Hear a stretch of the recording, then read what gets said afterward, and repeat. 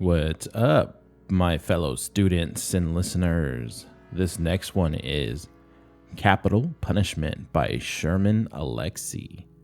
This poem was requested, so if this person needs it, then probably a lot of you guys do. So I've never heard of the poem before. So let's get started. It's Capital Punishment by Sherman Alexie. I prepare the last meal for the Indian man to be executed, but this killer doesn't want much. Salad, baked potato, tall glass of ice water. I am not a witness. You know, it's mostly the dark ones who are made to sit in the chair, especially when the white people get dead. It's true. You could look it up, and this Indian killer pushed his fists all the way down a white man's throat, just to win a bet about the size of their hearts. Those Indians are always gambling. Still, I season this last meal with all I have. I don't have much, but I send it down the line with that handsome guard who has fallen in love with the Indian killer. They say, I don't care who loves who. I am not a witness.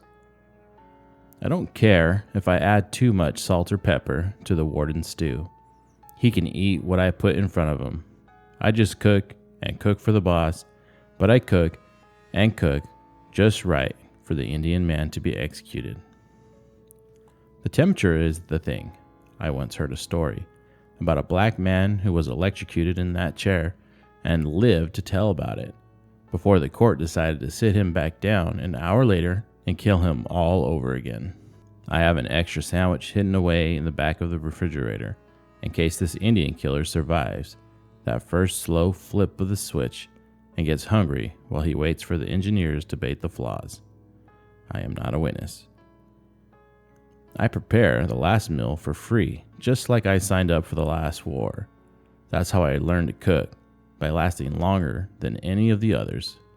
Tonight, I am just the last one left after that handsome guard takes the meal away.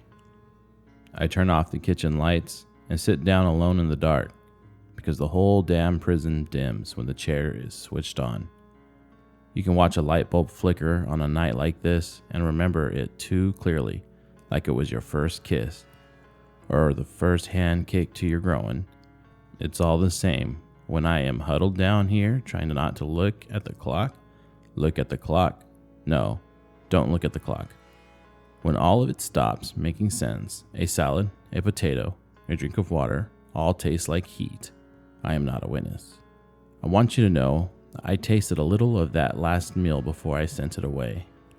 It's the cook's job to make sure, and I was sure I ate from the same plate and used the same exact fork and spoon that the Indian killer would use later in his cell. Maybe a little bit of me lodged in his stomach, wedged between his front teeth, his incisors, his molars, when he chewed down on the bit and his body arched like modern art, and his body curved organically, smoke rising from his joints, wispy flames decorating the crown of his head, the balls of his feet. I am not a witness. I sit here in the dark kitchen when I'm alone when they do it, meaning when they kill him. Kill and add another definition of the word to the thesaurus. America keeps filling its thesaurus. America is the only country with a thesaurus like this. Write down kill and everybody in the audience shouts out exactly how they spell it, what it means to them, and all of those answers are taken down by the pollsters and the secretaries who take care of the small details. Time of death, pulse rate, press release. I heard a story once about some reporters at a hanging who wanted the hood removed from the condemned's head so they could look into his eyes and tell their readers what they saw there. What did they expect? All the stories should be simple. 1 death plus 1 death equals 2 deaths. Let's throw the killers in one grave and victims in the other.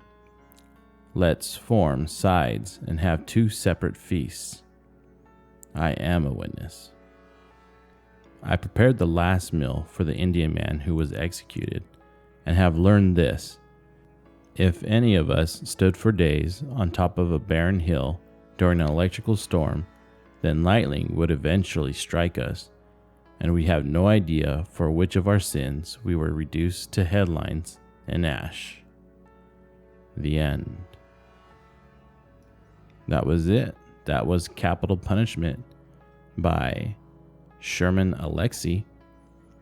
I wonder what there is to this, right? I am not a witness. I am not a witness. I am not a witness. I am not a witness. I am not a witness. And then I am a witness. There's probably something to that. Right off the top of my head, I don't know. You guys know me. These are my first time reads. I don't look them up. I read them through the first time, and what you get, what you get. But this poem follows the cook as he prepares the last meal for the person getting executed. What do you guys think? Let me know in the comments. Get a hold of us on Twitch, Twitter, Facebook, Reddit, YouTube, Instagram. And if you're watching this on YouTube, we're also on iTunes, Spotify, TuneIn, Google Play, and all those podcast platforms. You guys can take advantage and listen to these poems or short stories as you need them while driving to work or wherever you're going. Hit us up. Don't forget to subscribe, everybody. Goodbye.